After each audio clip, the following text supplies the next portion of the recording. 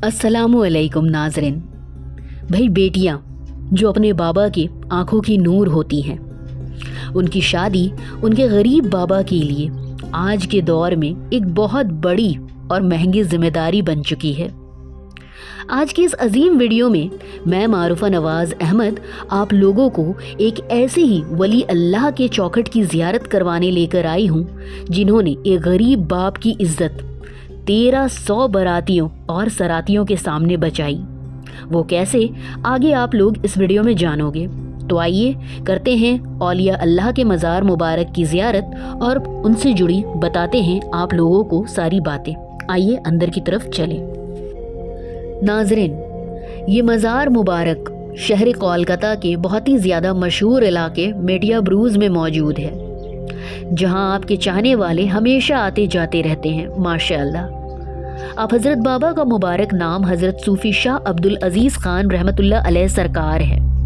और नाज़रीन, आपको ये जानकर मेरी ही तरह काफ़ी ज़्यादा हैरानगी होगी कि आप हज़रत बाबा को इस फ़ानी दुनिया से पर्दा करते हुए अभी बहुत ज़्यादा अरसा नहीं गुजरा। जी हाँ, महज 8 साल पहले ही आपने पर्दा किया है। मैं इस बात को जानकर काफ़ी ज़्यादा हैरान और परेशान भी हो गई कि बताएं, जिंदा वली सरजमीन बंगाल पर मौजूदा दौर में ही रहे, लेकिन मैं उनसे बाखबर ना थी। बताएं भाई, वलियों के मज़ार जाना, उनकी ज़ियारत से फैज़याब होना तो बचपन से ही मेरा काम रहा, सुभान अल्लाह। लेकिन मेटिया ब्रूज इलाके के बारे में अगर मैं बात करूँ ना, तो यहाँ पर मैं आती ही जाती नहीं थी। ये तो अब है जो मेरा आना जाना शुरू हुआ, या फिर यूं कहूँ कि अल्लाह ताला ने मुझे इस मुक़द्दस काम के लिए अब मुंतखब किया। नाज़रीन, बहरहाल मज़ार अक़दस की ज़ियारत करवाते हुए मैं आप लोगों को एक और बात बता दूं कि जब यहाँ आने के लिए हम लोगों ने टोटो लिया ना, तो जब टोटो वाले को हम लोगों ने आप हज़रत बाबा के मज़ार शरीफ का नाम बताया, तो उन्होंने नाम सुनते ही अपनी आप बीती एक करामात को जो आप हज़रत बाबा से उनको देखने को मिली उसका जिक्र किया। वो करामात क्या है और उन्होंने कैसे इस बात को फील किया कि ये करामात औलिया है, आइए उनकी ही ज़ुबानी जानते हैं। आइए। अस्सलाम वालेकुम ज़की भाई। वालेकुम सलाम। ज़की भाई, ये बुजुर्गाने दिन के आस्थाने से आपके साथ क्या करामत हुई थी? ये तो मेरे को तो लड़की क्या ख्वाहिश था, लेकिन लड़की नहीं हुई, 2 लड़का हो गया था। तो फिर वो दादा पीर के पास जाने के बाद दादा पीर को बोला कि दादा पीर 2 लड़के हो गए, लड़की तो नहीं है। तो बोले आपकी बार जाओ, इंशाअल्लाह तुमको लड़की होगी। और वो नाम भी लिख के दिए थे कि लड़की होने से ये नाम रखना। क्या नाम रखा बच्ची का आपने? फराज फातिमा। कनीस फातिमा? फराज फातिमा। फराज फातिमा जी। ये बुजुर्गाने दिन ने उस टाइम जो है आपको कहा था कि ये नाम रखिएगा? और हयात में थे उस टाइम। फिर उसके बाद जब मेरी बेटी होने से कुछ दिन पहले वो पर्दा कर दी। फिर मेरे वो लड़की हुई माशाअल्लाह, लड़की मेरी 5 साल की है माशाल्लाह। मतलब ये समझ लीजिए आपके साथ जीता जागता जो है मोजिज़ा करामात है आपके साथ में। माशाल्लाह, शुक्रिया ज़की भाई आपका ये जानकारी देने के लिए। और ज़की भाई मुझे जो है उस दरगाह शरीफ तक लेके जा रहे हैं जी। हम आपको इंशाल्लाह वहाँ पे चल के आपको भी ज़ियारत कराता हूँ मैं उस दरगाह की। नाजरीन, आप लोगों ने ज़की भाई की ज़ुबानी उनकी आप बीती बात सुनी। वीडियो के आगे हम आप लोगों को हज़रत बाबा के प्रेजेंट वक्त के जो खादिम साहब है गद्दी नशीन, उनसे भी मुलाकात करवाएंगे इंशाअल्लाह। और मज़ीद जानकारी जो कुछ भी मिलेगी आप लोगों के साथ इस वीडियो में शेयर करेंगे। शुरुआत में मैंने आप लोगों से कहा कि आप वली अल्लाह ने एक गरीब बाप की इज्जत 1300 बारातियों और सरातियों के आगे बचाई। कैसे, वो अब आप लोग जान लो। माजरा ये था कि एक गरीब आदमी जिसकी बेटी का रिश्ता कहीं नहीं होता था, वजह जहेज़। दूसरी तरफ बेटी की उम्र भी बढ़ रही थी। वो काफ़ी ज़्यादा परेशान रहता, और क्यों ना रहे, एक ज़िम्मेदार वालिद अपनी बेटी की शादी अपनी ज़िंदगी रहते भर ही करवाना चाहता है। वो बेचारा गरीब तमाम कोशिशों के बाद नाकाम रहा। आखिर वो आप हज़रत बाबा के पास पहुंचा और अपनी परेशानी जाहिर करते हुए दुआ की दरख्वास्त की। आप अल्लाह के वली ने उन्हें इत्मीनान रखने को कहा और यकीन दिलाया कि जल्द आपकी बेटी के लिए एक मुनासिब रिश्ता होगा। अभी कुछ ही रोज़ बीते थे, वो शख्स दोबारा से हज़रत बाबा के पास हाजिर हुआ खुशखबरी देने के लिए कि उसकी बेटी का रिश्ता पक्का हो गया माशाअल्लाह, और फला फला डेट में शादी है। इसके बाद वो गरीब बाप अपनी बेटी की शादी की तैयारियों में जुट गया। महीने गुजरे, वो वक्त भी आया जब उसकी बेटी की शादी जो है वो होने को थी। वो फिर से एक बार आप अल्लाह के वली के पास दावत लेकर पहुंचा और अर्ज़ किया कि हज़रत 5 देग खाना बनाने की मेरी हैसियत हुई है और बराती और सराती मिलाकर करीबन 1300 लोग हैं। तमाम कोशिशों के बाद भी लोग कम नहीं हो रहे हैं। अब अल्लाह के हाथ में उनकी इज्जत है। हज़रत बाबा ने फरमाया कि आप बेफिक्र हो जाएं, मैं शादी वाले दिन मैरिज हॉल में ज़रूर पहुंचूंगा इंशाअल्लाह। नाज़रीन, अब ज़रा गौर कीजिएगा, आप हज़रत बाबा की तबीयत भी नासाज थी उस वक्त, लेकिन शादी वाले दिन आप किसी भी सूरत हाल 2 लोगों ने आपको कंधे से सहारा देते हुए शादी के हॉल तक पहुँचा दिया। आम तौर पर अगर देखा जाए तो मुर्शिद अपने शागिर्द के किसी ख़ास काम वाले दिन जहाँ पर आम मेहमान होते हैं ना, वहाँ नहीं पहुँचते, लेकिन आपने अपने इस मुर्शिद की इज्जत के खातिर अपनी बीमारी के हालत को नज़रअंदाज करते हुए वहाँ पहुँचे और फरमाया कि जहाँ देग चढ़ा है मुझे वहाँ ले चलो। आपके शागिर्द आपको देखकर खुशी से झूम उठे, उसके होश का कोई ठिकाना ना रहा। आपने 5 देग में कुछ कलिमात पढ़कर फूंक दिए और फिर वहाँ से रवानगी लेकर अपने हुजरे में आ गए। वक्त गवाह है, उस 5 देग खाने में वो बरकत हुई कि 1300 बराती और सराती खाकर चले गए और खाना भी बच गया। माशाअल्लाह, ये होती है अल्लाह वालों की शान। नाजरीन, हमारे नबी आका सल्लल्लाहु अलैहि वसल्लम ताला ने अपनी लख्ते जिगर हज़रत बीबी फ़ातिमा अलैहिस्सलाम का निकाह बड़ी ही आहिस्तगी और शांति और सुकून से करवाया। वो अल्लाह के रसूल हैं, अगर वो चाहते तो हज़रत बीबी को वो जन्नत से मंगाया हुआ सामान जहेज़ के तौर में देते, जिसका मुकाबला ही नहीं था। लेकिन उन्होंने ये मिसाल कायम की कि किसी भी बाप के ऊपर बेटी के निकाह जैसे खुशी और मुकद्दस चीज़ को बोझ न बनाए। लेकिन अफसोस है मुझे, दौर ज़माना ये है कि खुद बेटियां आज अपने निकाह में बड़े हॉल, बड़े banquet, makeup artist, mehndi artist और भी बहुत सारी फिजूल की चीज़ें चाहती हैं, जिससे कि उनकी शादियां जो है वो यादगार हो। लेकिन इन सब में वो अपने वालिद और होने वाले शौहर का जेब हल्का कर देती हैं। आय अफसोस, एक समझदार बेटी और बीवी बल्कि औरत वो है जो फिजूल के कामों में खर्च ना करे, ना उड़ाए, क्योंकि कुरान में भी अल्लाह ताला फरमाते हैं फिजूल का खर्च करने वाला या वाली शैतान के शागिर्द होते हैं। अब आइए ज़रा खादिम साहब से मुलाकात कर लेते हैं और आप हज़रत बाबा के मज़ार शरीफ से जुड़ी और भी जो अहम जानकारी है वो ले लेते हैं। आइए। आज अभी आप जिस आस्थाने पर मौजूद हैं, यह आस्थाना है सरकार अज़ीज़ अहले सुन्नत हुज़ूर वाक़िफ़ रमूज़ हकीकत पीर तरीक़त रहबर शरीयत अशाह अब्दुल अज़ीज़ खान कादरी मुजद्दिदी अबादानी फरीदी तेगी अलैहि रहमतुर रिज़वान। सरकार सूफ़ी साहब अब्दुल अज़ीज़ खान कादरी अलैहि रहमतुर रिज़वान की जो पैदाइश है वो बख्तियारपुर पटना ज़िला में व्यासपुर एक छोटा सा गाँव है। वहाँ उनके पैदाइश से 21 रबीउल नूर शरीफ 1356 हिजरी बामुताबिक 1 जून 1937 ईस्वी। वहाँ जब इनकी पैदाइश हुई तकरीबन 10 साल जो है वहाँ रहना हुआ। बचपन का ये दौर था, आज़ादी के वक्त में जो है इनके अब्बा यानी सरकार जनाब अजीमुद्दीन खान साहब इनको ले करके कलकत्ते की सरजमी पर आ गए। जब यहाँ तशरीफ़ लाए तो जब इनकी उम्र तकरीबन 18 साल थी तो उस वक्त इन्हें दस्ते बैत होने का मौका मिला। उस वक्त के मायनाज बुज़ुर्ग जो आज भी मशहूर और मारूफ है, इंशाअल्लाह ताला सुबह क़यामत मैदान महशर में भी उनके वारे न्यारे सरकार शाह मोहम्मद तेगली कादरी अलैहि रहमतुर रिज़वान, जिनका मज़ार शरीफ है मुज़फ़्फ़रपुर सुल्तान शरीफ में है। और उनसे जो है दस्ते बैत होने का मौका मिला 18 साल की उम्र में, और उनकी सोहबत इनको जो है तकरीबन 3 साल मिली।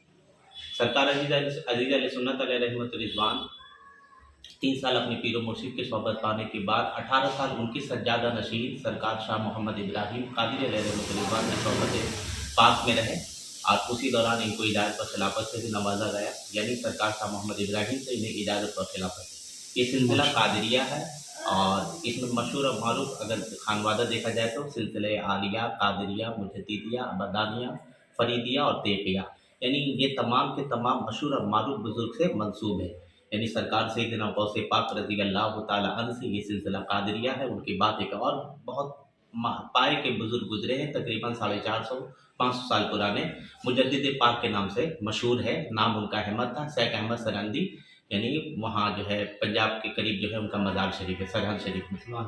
और उनके बाद एक और मशहूर और मारूफ बुजुर्ग हमारे सिलसिला में गुजरे, सरकार सूफी साहब अदानी सियालकोटी रज़ी अल्लाह ताला अन्हु। जी हाँ, ये जो है एक मायानाज बुजुर्ग, आज इनका मज़ार दिल्ली के सरजमी पर है, सियालकोट के रहने वाले थे, वहाँ से हिजरत करके फिर हमारे सिलसिला के एक और मशहूर और मारूफ बुजुर्ग है जो उनके बाद तशरीफ़ लाए, सरकार आला हज़रत अज़ीमुल बरकत हाफिज़ फरीदुद्दीन आरवी रज़ी अल्लाह ताला अन्हु। ये जो है आरा शरीफ में मज़ार है। सिलसिला फरीदिया भी बड़ा वसी सिलसिला है।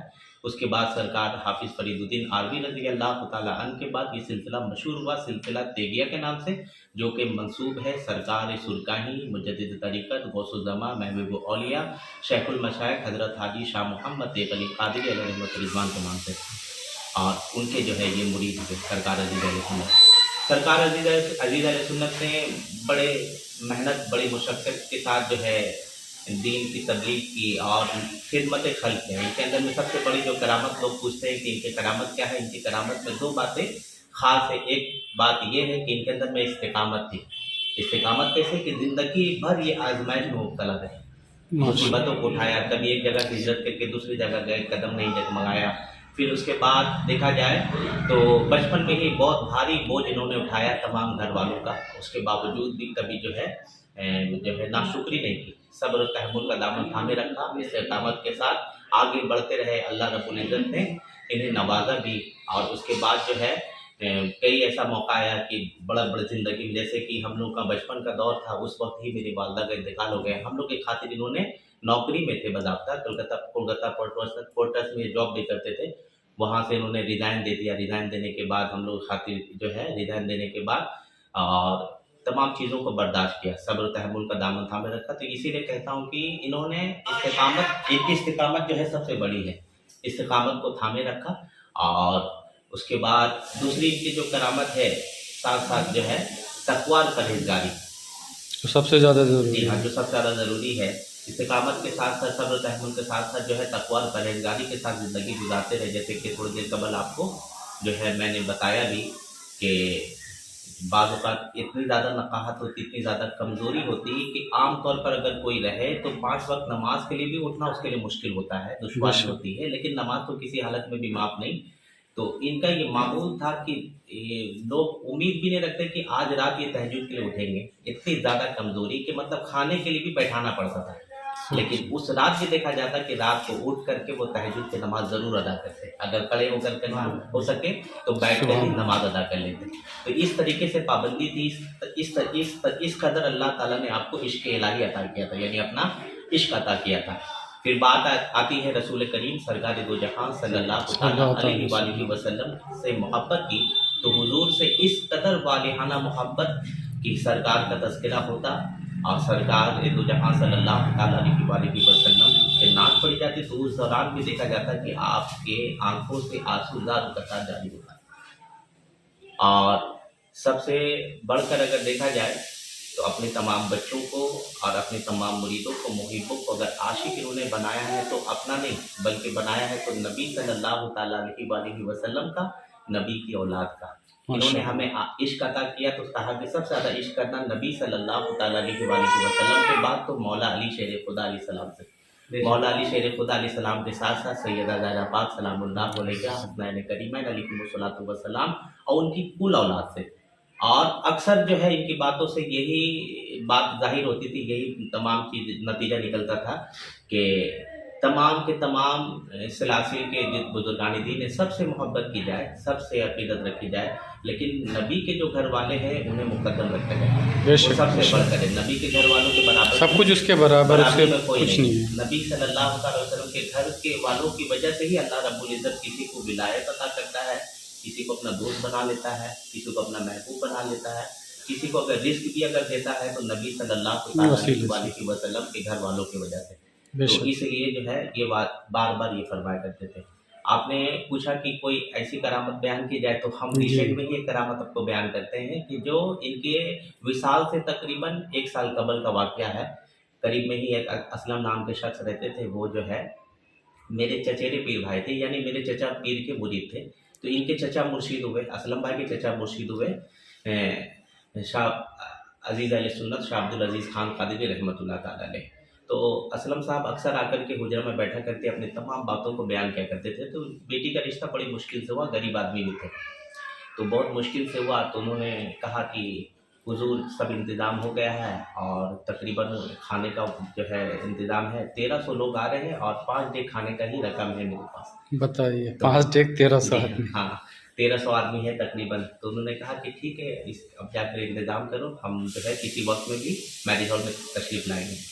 तो खैर उनको भेज दिया गया। कुछ देर के बाद जब इनको लगा कि अब खाना वहाँ तैयार हो चुका होगा, तो हम लोगों ने कहा कि चलो हमको ले करके मैरिज हॉल की तरफ। और उस वक्त बहुत ज़्यादा बीमार भी थे, तो दो जानिब से 2 लोगों ने पकड़ करके इसी सूरत में मैरिज हॉल पहुँचाया गया। मैरिज हॉल के करीब जब पहुँचे तो देख करके असलम साहब भी बड़ा खुश हुए कि हुजूर आ गए। जब हुजूर आ गए तो कहा कि खाने का कहाँ इंतज़ाम है असलम? तो कहा कि देखिए हुजूर एक 5 डेग तैयार है। तो उन्होंने कहा कि ढक्कन को खोल दो। ढक्कन खोला गया, कुछ पढ़ा, हाथों को लगाया और कहा सबको खिलाओ। और यकीन जान लें कि 1300 लोगों से ज़ायद लोग आए, जितने उम्मीद थी उससे बढ़कर लोग आए। सब लोगों ने खा लिया और खाना बहुत सारा बचा का बचा रह गया। तो ये माशाल्लाह, ये होती है बोली गई जिंदा करामत होती जिसको है। लोगों ने, यह बताता है यहाँ के लोगों ने देखा और देख करके जाना भी कि हजरत जो है कोई मामूली नहीं, यहाँ के लिए ये बाइस नेमत बन करके आए। और यहाँ सिर्फ प्यार नहीं किया बल्कि जिस जगह पे रहे तमाम लोगों ने इनका एहतराम किया। और कोई कौम मुस्लिम क्या बल्कि दीगर जो है हर मज़हब के लोगों ने मतलब बड़ा उनसे अदब मोहब्बत का रखते एहतराम थे। किया। बिहार की सरजमी पे रहे तो हम तो देखते थे वहाँ भी तकरीबन 10 साल वहाँ जब क़याम रहा, तो उस हालत में भी मुस्लिम क्या बल्कि गैर मुस्लिम लोग भी आते तो आपसे दुआ करवाया करते थे। शुक्रिया बहुत बहुत और आपका। इनका जो विशाल है जो जी। है, इनके विशाल की तारीख है 7 मई 2017 बमुताबिक 10 शबानुल मुअज़्ज़म 1438 हिजरी। और इनका तस्वीर का जो अमल जो पेश आया वो 11 शबानुल मुअज़्ज़म 1438 हिजरी बमुताबिक 8 मई 2017। तो हर साल इनका उर्स का जो मौका आता है वो 10 और 11 शबानुल मुअज़्ज़म को ही मनाया जाता है उर्दू तारीख के हिसाब से। बहुत शुक्रिया। बहुत शुक्रिया आपका भी, आपने जो है इस फ़कीर को, इस हकीर को, इस लायक नहीं, बनाने मेरी का ये मौका शुक्रिया मुझे आपका अदा करना चाहिए। आपने मुझे इज़्ज़त से नवाजा और यहाँ के बारे में इतनी जानकारी दी। अस्सलाम वालेकुम। अच्छा। ज़ियारत हम लोगों ने आप लोगों का करवा दिया है, जानकारी भी दे दिया है। नाज़रीन, अगर आप लोग यहाँ पर आना चाहते हो तो आप लोग इतना जान लो, अगर आप शहर कोलकाता से बिलोंग करते हो तो आपको सबसे पहले आना है मेटिया ब्रूज़। मेटिया ब्रूज़ से आप ऑटो लोगे, कहोगे कि आपको स्टैंड जाना है, स्टैंड एक जगह का नाम है।